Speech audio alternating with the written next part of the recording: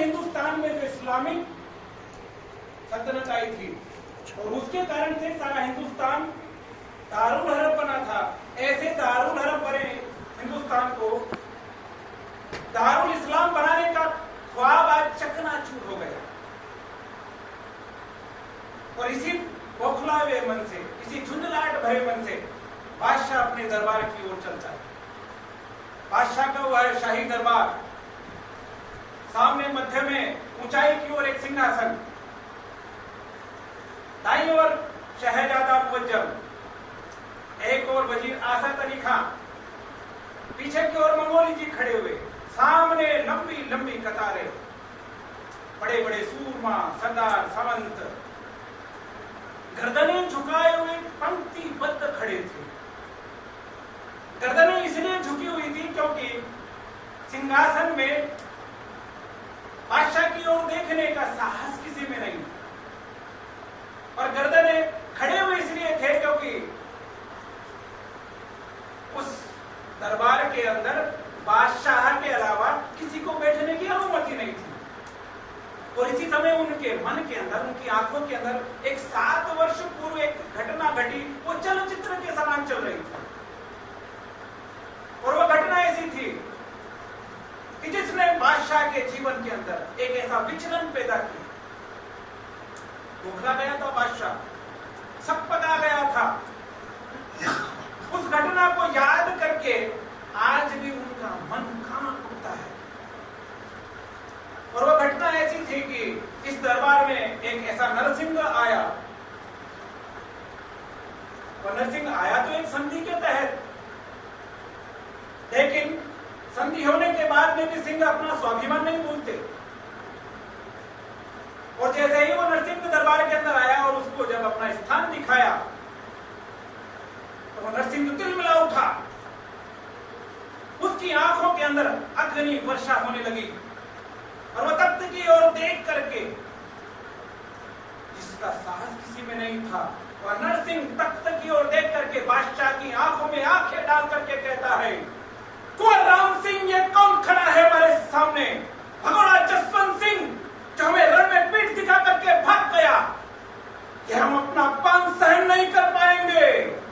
कांप उड़ा था सारा दरबार, बादशाह भी थर-थर कांपने लगा। और जैसे ही बादशाह की तरफ से 5000 मनसबदारी का थाल, अशरफियों का भरा थाल उसको देते हैं, तो सिंह दहाड़ता हुआ एक हाथ उस खिल्लर पे मारता है और सारी सोने की अशरफियां थरथराती हुई जमीन पर गिरती है। उन सोने की अशरफियों को रोमता हुआ वह नरसिंह उस दरबार से चला जाता है। कांप उठाता सारा दरबार। सल्तनत मुगलिया की सारी भीगी बिल्लियों के आगे दक्खन के पठार का एक गबरू शेर भारी पड़ गया। उस नरसिंह का नाम था हिंदवी स्वराज्य निर्माता, वो ब्राह्मण प्रजा पालक छत्रपति शिवाजी महाराज। और आज जो खबर आई थी वह यह थी कि कुछ ही दिनों में रायगढ़ पर जो वर्षों पूर्व हिंदुओं का शासन लुप्त हुआ था, हिंदवी स्वराज्य स्थापित होने वाला है। और इसी समय दरबार की ओर से मुनादी होती है, होशियार,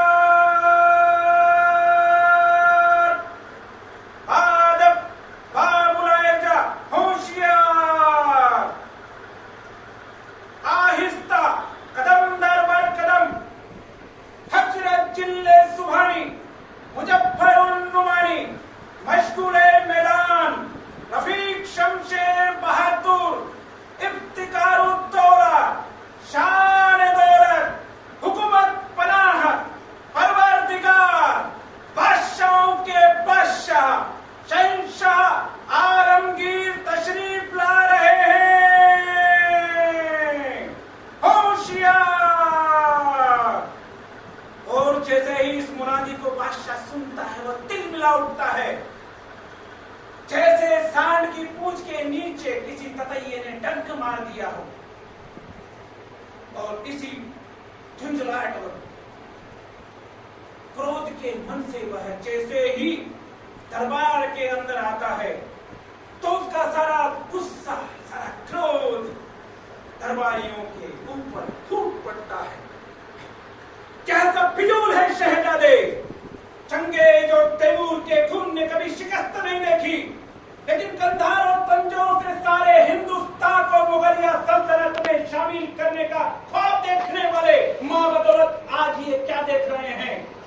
हमारी आंखों के सामने शिवा सल्तनत ताबीर कर चुका है। हमारे लाखों के फौजमंद सरदारों को खदेड़ दिया है उसने। क्यों शिवा को फतेह हासिल होती है? हमारी तरह उसके पास न हाथी है, न घोड़े हैं, न तलवारें हैं, न तोपें हैं, न खजाना है, न बारूद है। फिर भी लाखों के फौजमंद सरदारों को शिकस्त देकर के खदेड़ दिया है उसने। ये है हमारे मामू जान अमीर उमरा शाइस्ता खां साहब। बड़ी शर्मनाक और खतरनाक बात यह है शहजादे कि शिवा ने लाल महल पर छापा मार करके इनके छक्के छुड़ा दिए। पर्दा नशी, पर्दे में रहने वाली पर्दा नशी औरतों का पर्दा करके ये चुप गए। यह है जसवंत सिंह। मराठों की मार के जख्म इन्होंने सीने पर नहीं पीठ पर खाए हैं, पीठ पर। यह है सूरत के खूबसूरत सूबेदार इनायत खां बहादुर। शिवा जब सूरत आया तो दुम दबा करके भागे। यह है अफशी फौलाद खान। इनकी हथेली पर मिठाई रख करके शिवा आगरा के खेत खाने से फरार हो गया। हमारे सारे मंसूबों को खाक में मिला दिया इस अफशी खान ने।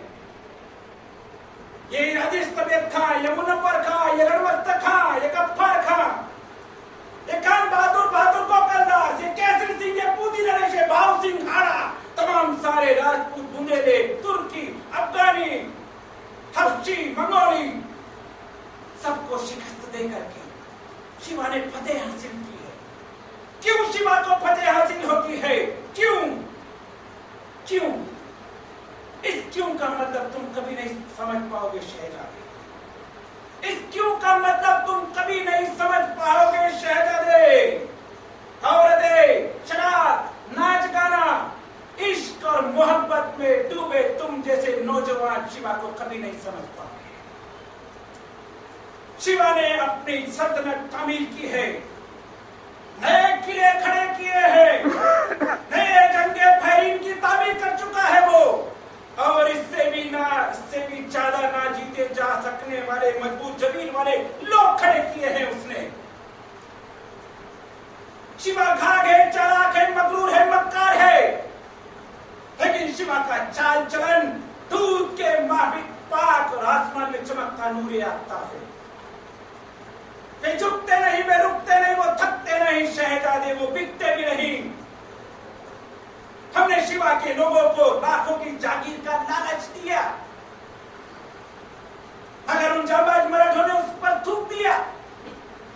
हमारी दुनिया की सारी ताकत खरीद सकते हैं, लेकिन शिवा के उन खुददार खादिमों ने कभी खुद को पेश नहीं किया।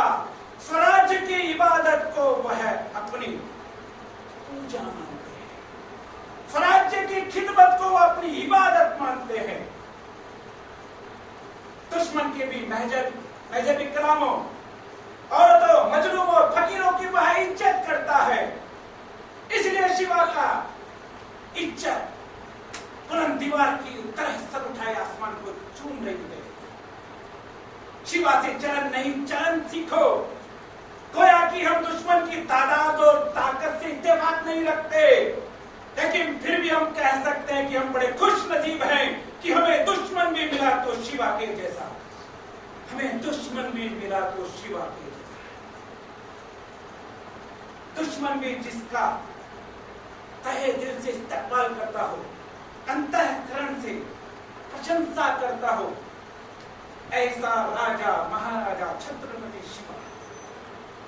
आयु के 9वें वर्ष में रायलेश्वर के मंदिर शिव जी के समक्ष जाकर के अपने करम कुल का रक्ताभिषेक करके कहता है कि मैं शिवा स्वराज्य का निर्माण करूंगा और ऐसा ही भाव सारे सहयोगियों के अंदर करूंगा। एक दिन ऐसे ही रायगढ़ के अंदर अपने सारे सहयोगियों के साथ में चर्चा कर रहे थे और तभी अचानक एक घुड़सवार आता है, तोड़ता बहुत तेजी से, और उछल करके घोड़े से कूदता है और कहता है, महाराज महाराज की जय हो। सालेर मुल्ला कब्जा हो गई महाराज, अहिमंतगढ़ जीत लिया महाराज। और महाराज तो मानो उछल पड़े, अपने गले से मोतियों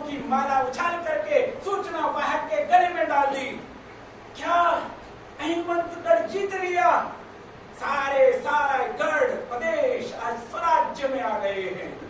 चावली, रोहिड़ा, जुन्नर, कोंकण, कल्याणी, अहिमंतगढ़ से लेकर के तुंगभद्रा नदी तक, सिंधु सागर की गहराई से लेकर के सह्याद्री के उत्तुंग शिखरों तक संपूर्ण जगह स्वराज्य का भगवा ध्वज लहरा रहा है।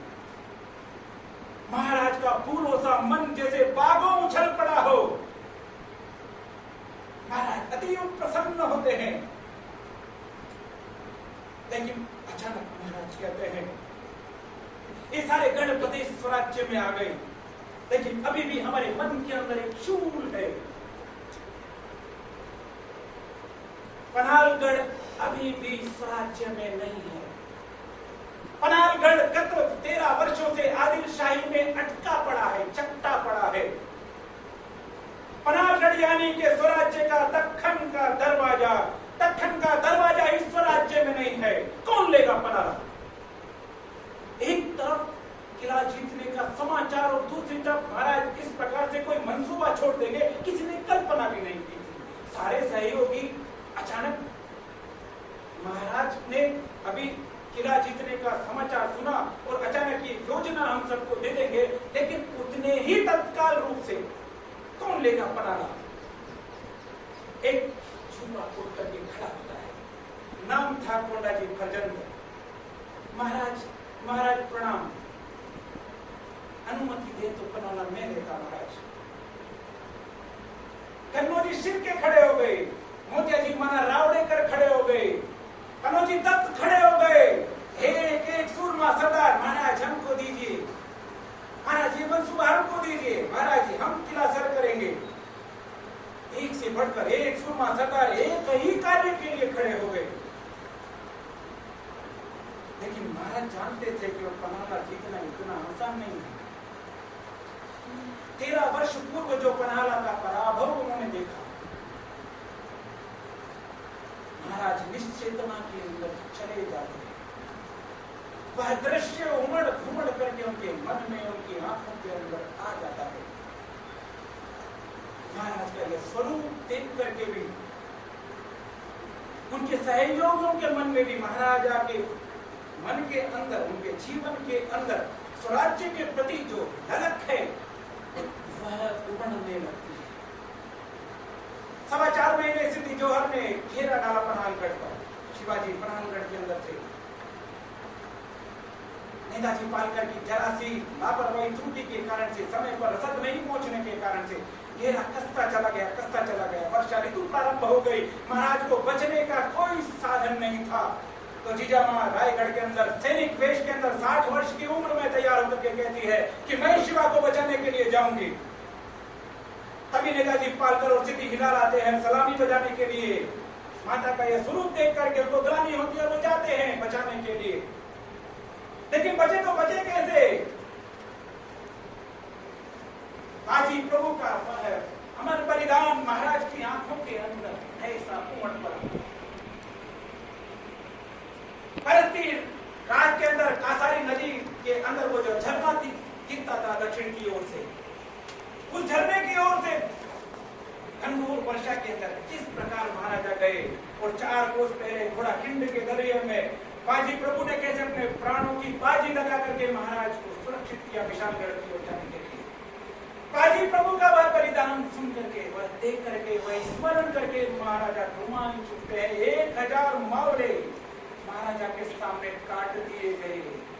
बड़ी मुश्किल से महाराजा ने अपनी जान बचाई।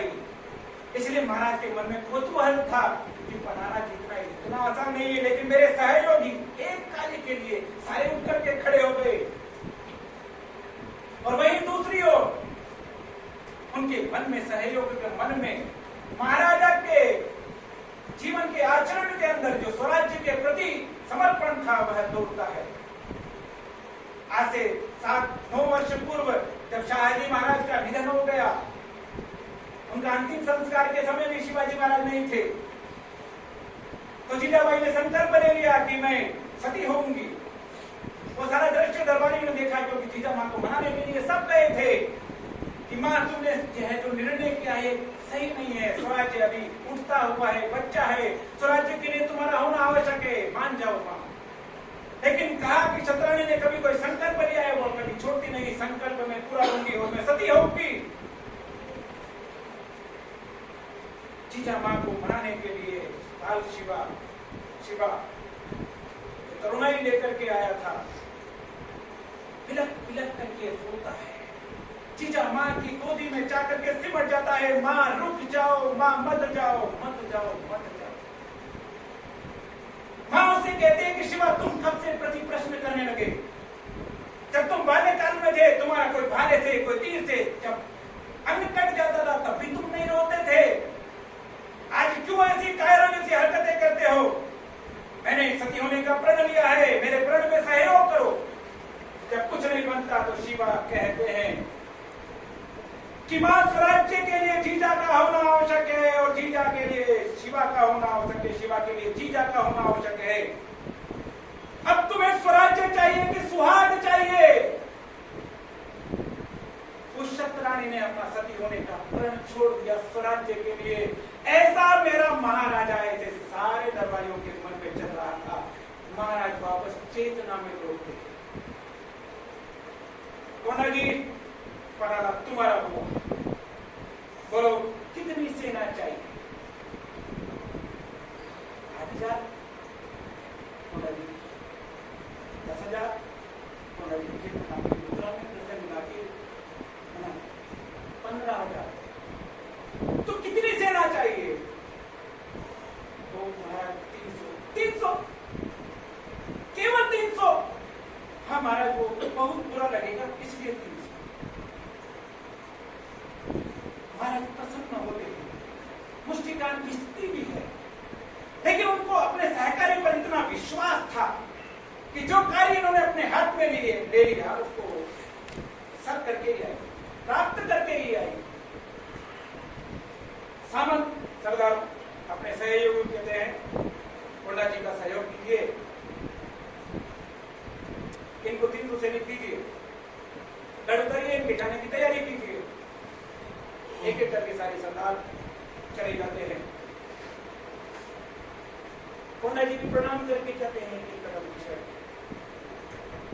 जाते हुए कोंडा जी को महाराजा रोकते हैं। एक कोंडा जी तनिक उनको जरा। कोंडा जी वापस आते हैं, उनके मन के अंदर एक हलचल बसती है, कहीं महाराजा यह मंसूबा मुझसे वापस ना ले ले। इसी घबराहट वाले मन से कोंडा जी एक कदम वापस आते। महाराज अपने बाएं हाथ का स्वर्ण रत्न जड़ित कड़ा उतारते हैं, इसके हाथ को कहते हैं मेरा हाथ देखिए। कोंडा जी संकुच जाता है। महाराज उसका हाथ पकड़ते हैं, वो कहते हैं कि यह बख्शीश नहीं, तो तेरा मान है मान। कोंडा जी उसको रखते हैं, एक एक कदम प्रणाम करके जैसे ही दरवाजे के पास में, द्वार के पास में जाते हैं, पीछे से खुशखुशाहट होती है। मुहिम से पहले प्रशस्ति, ऐसा खुशखुशाहट महाराज के कानों में पड़ती। महाराज पीछे मुड़ते हैं, देखते हैं पंडित रामचंद्र, पंडित रामचंद्र। महाराज कार्य पूरा होने से पहले प्रशस्ति। हाँ पंत, हम जानते हैं कि राज्य मंडल के विरुद्ध है, किसी भी कार्य को पूरा करने से पहले किसी को इनाम देना ये राज्य मंडल की मर्यादाओं के विरुद्ध है। लेकिन हम क्या करें पंत? ये हमारे जान से भी अजीज साथी हमारे किसी भी शब्द को नीचे नहीं गिरने देते। एक हाथ में तुलसी दल और एक हाथ में अंगारे रख करके हमारे समक्ष खड़े होते हैं और अपनी आंखों ही आंखों से कहते हैं कि बता बता राजा, तुझे क्या चाहिए? तुझे स्वराज्य के लिए तू कहे तो घर संसार पर यह तुलसी दल रखते हैं और तू कहे तो अंगारे रखते हैं। ये जाते हैं प्रणाम करके, कार्य फतेह भी करते हैं, लेकिन लौट करके वापस नहीं आते। ये बाजी पासंगर, ये मुरार बाजी, ये राव जी मल्हार, ये प्रताप राव गुर्जर, ये मेरा तानाजी मालपुरे, ये गए तो गए, कार्य इन्होंने फतेह भी किया लेकिन लौट करके वापस नहीं आए। प्रणाम करके गए, इनको मान देने का हमारे मन के अंदर ऐसा ही रह गया। तो हमारा दिल बैठ जाता है। ये कोंडा जी निकला है, ये पनारा लेगा भी लेकिन लौट करके वापस आएगा। चकदम चकदम, ओ साहेब हमें क्षमा कीजिए, ये क्या अभद्र हमारे मुख से निकल गया। हमारा कोंडा जी निश्चित ही निश्चित वापस आएगा। पंत मां भगवती ने हमारी झोली में ऐसे अनमोल हीरे भरे हैं कि कुबेर का सारा खजाना रीता करने के बाद में भी देवेंद्र को वो नहीं मिलेंगे। कुबेर का सारा खजाना गिना जा सकता है, लेकिन मां भगवती की यह झोली अनमोल है। और महाराज अश्रुपूरित नेत्रों से, गवाक्ष से गढ़ करते हुए, कुलाचे भरते हुए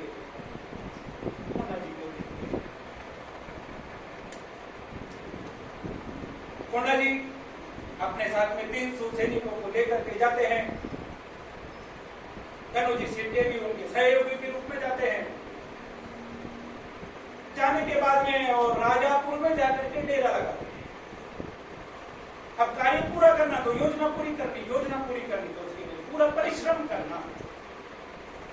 पनारगढ़ से ठीक नीचे राजापुर के जाकर के पास के जो कासारी नदी बहती है उसके आसपास के खेतों में जाकर के मजदूरी का काम करना पड़ा। और इसी कारण से 1.5 माह निकल गया।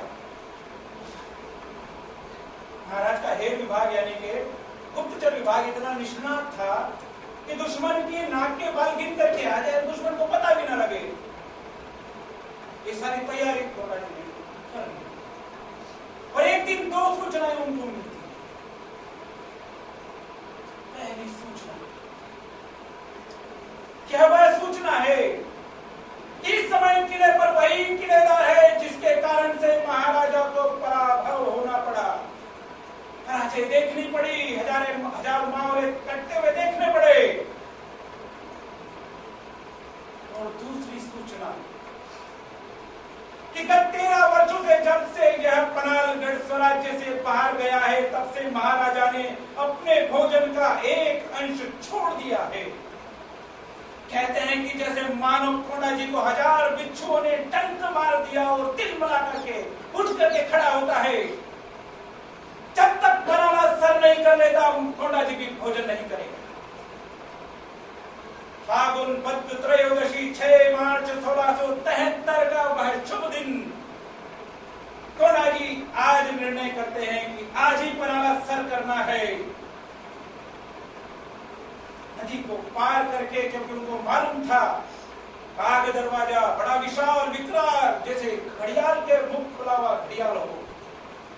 3 दरवाजा, अति सख्त पहरा, 4 दरवाजा, उससे भी अधिक सख्त पहरा, क्योंकि वहां पर बाबू खान बैठा रहता है।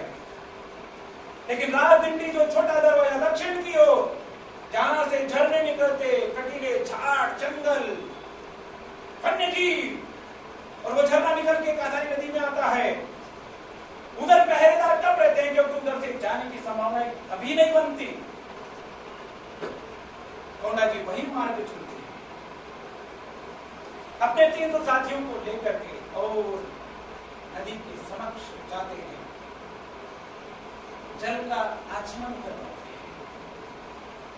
वही एक सांझ पड़ने वाली थी और एक बड़ी सी शिलाखंड काली रंग की, बहुत काले रंग की, 300 के 300 साथी गर्दन पे कंधों पर हाथ लगाए हुए काली शिलाखंड के चारों ओर खड़े हुए। यह मां भगवती का स्वरूप है। हमें इसकी आराधना और अनुभूति के बाद में किला फतेह करें। जल का आचमन करने के बाद काली शिलाखंड के समक्ष सार्थक हो संकल्प हमारा, हिंदू राष्ट्र फिर हो साकार। त्याग तपस्या शक्ति साधना, तरुण हृदय का हो उपहार, तरुण हृदय का हो उपहार। लांछित माता का पुनः विश्व में हो सम्मान, रणमस्ताने वीर उठे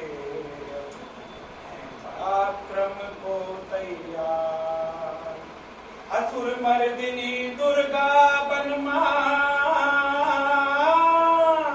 कर दो प्रलयं कर हुंकार। सर्वमस्ता ने आज हुंकार भरने को तैयार है। मां भगवती हमको वो शक्ति दे। महाराज शिवा का स्वराज्य के अंदर पनाह करना आवश्यक है। ऐसा शौर्य हमारी भुजाओं में, हमारे शिराओं में भर दे। नदी को पार करने के बाद वे कोंडा जी कहते हैं रुको जरा, सब रुक जाओ, अभी यहां से सेना का विभाजन होगा। कन्हौजी शिरके का माथा ठनक जाता, सड़क जाता है, बहुत समझदार बनता है। महाराज कह रहे थे 15,000 की सेना ले जाए, लेकिन पहले 300 आया है और फिर कह रहा है किसकी सेना का विभाजन होना चाहिए। परंतु मुहिम का सरदार तो वही था, उसका कहना मानना। अभी यहां से दक्षिण की ओर यह जो चलने वाला मार्ग है, इस पर केवल 60 सहयोगी मेरे साथ चलेंगे, बाकी के 240 पूर्वी द्वार की ओर चलेंगे। दक्षिण को पार करके मध्य रात्रि के समय के मन के अंदर एक संकोच, एक ग्लानि थी। मां भगवती की आराधना की और ज्योत न जलाई। इस संकल्प कब पूरा होगा? 60 की 60 नेव पे छिपक की समान धीरे धीरे रेंगते हुए आगे बढ़ते हैं। और जैसे ही प्रहारगढ़ को देखते हैं कि यमराजा के समान ऊंचा आसमान में चिंगारता हुआ, ऊपर देखे तो सर की पगड़ी ही नीचे गिर जाए, इतना ऊंचा। धीरे धीरे मध्य रात्रि के बाद में बढ़ना प्रारंभ करते हैं। पत्थरों के बीच में छुपे हुए शूल, हटीले शूल उनके बदन का लहू चाटने लगे थे। कोई उनके शरीर के अंदर घुस जाता, कोई झगड़ करके बाहर निकल जाता, कोई छू करके चला जाता। लेकिन शिव के ये अवगढ़ सन्यासी जो त्रिशूल से भी अपनी छाती को टकरा देते हैं, इन हटीले शूरों की परवाह कब करने लगे? चूंकि खड़ी चढ़ाई थी, इसलिए अपने सारे अस्त्र शस्त्र केवल मात्र कटारियां और तलवारें रखी। कुछ सहयोगियों को कहा कि तुमने शंख सीने रखनी है, एक मुखी दो मुखी रखनी है, इतना ही कहा। बाकी सारे वस्त्र उनके फट चुके थे, सारा शरीर लहूलुहान हो चुका था। रात्रि के 3 बजे 4 बजे अभी इस समय किले पर केवल या तो पहरेदार जग रहे थे या जुगनू जग रहे थे। किले का पहरा चारों तरफ लग रहा था। घोर होने से 2 घंटे पूर्व किले के मुंडे पर 120 आंखें टिमटिमाती और एक साथ जय भवानी कह करके किले के अंदर कूद जाते हैं। जो भी सामने आता है काट दिए जाते हैं। 5 सहयोगी शंख बजाते हुए घुड़चला की ओर दौड़ पड़ते हैं। किले पर किसी ने ऐसा सोचा भी नहीं था। वर्षों की सजगता, प्रहर पहरा, अनुशासन, तलवारें, तोपें, बंदूकें, इनका गुरूर, और इस गुरूर को कोई तोड़ने ऐसा सोच भी नहीं सका था। किलेदार का सहयोगी नागो पंडित भाग खड़ा हुआ 500 की सेना लेकर के उधर बाबू खान पूर्वी तालाब की ओर, सोमरा तालाब की ओर जाकर के छिप गया। और इतने में ही कोंडा जी के सहयोगी 10 का दल बना करके कहते हैं भागो भागो, मराठे आ गए, गनीम भारी तादाद में है, भागो भागो।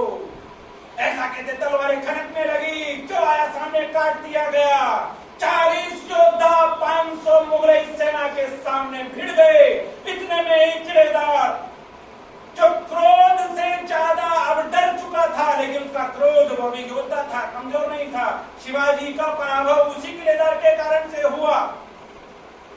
वह क्रोध में लेकर के अपनी तलवार लेकर के आमना सामना होता है। दोनों का भीषण तलवारें टकराती है। तलवारों की चिंगारे से जैसे मानो हाथियों की चिंगार हो, पर्वतों से पर्वत टकरा रहे हो, आसमान में बिजलियां कड़क रही हो। एक भीषण वार होता है कोंडा जी के ऊपर और कोंडा जी नीचे गिर जाते हैं।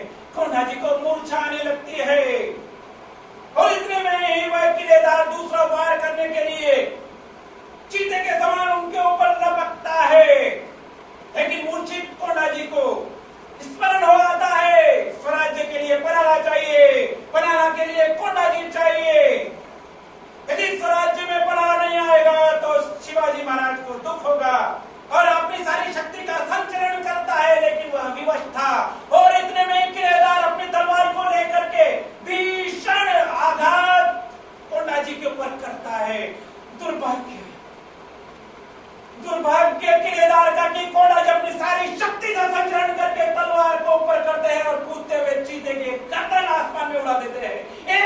वार के अंदर किलेदार की गर्दन उड़ा दी जाती है।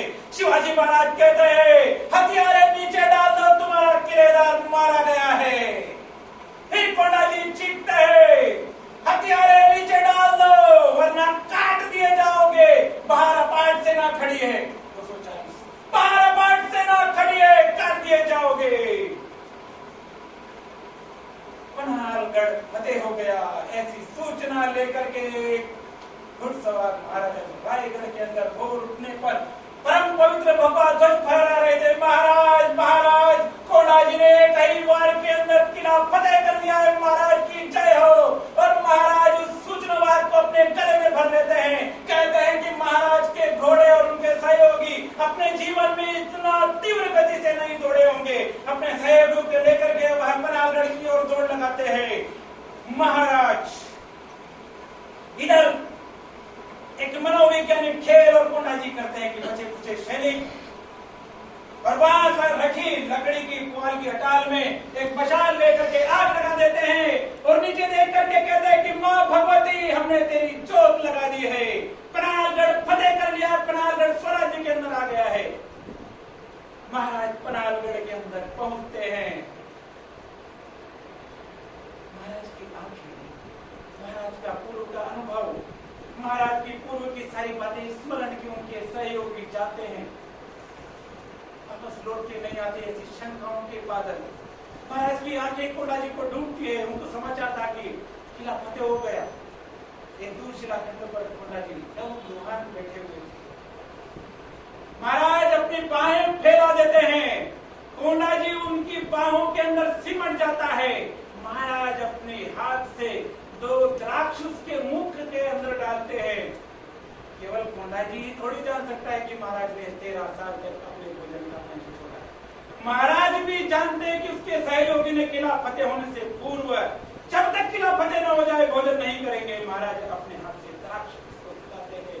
कहते हैं कि महाराज कोंडा जी के मुख पर मूछें नहीं समा रही थी और महाराज के बाहों के अंदर कोंडा जी नहीं समा रहे थे। हे कोंडा जी फरजंद, दुश्मना सरकरी फतेह के लिए आसमाना खास जी, आसमान से भी ज्यादा खास पन्हालगढ़ तुमने जीत लिया है, तुमने फतेह कर लिया है। महाराज पर्वत कह उठते हैं तुम जैसे साथी होंगे, पूछ मां के आंसू विजय बनेंगे। फिर लिखने इतिहास हमारा व्यास वाल्मीकि तोड़ पड़ेंगे, व्यास वाल्मीकि तोड़ पड़ेंगे।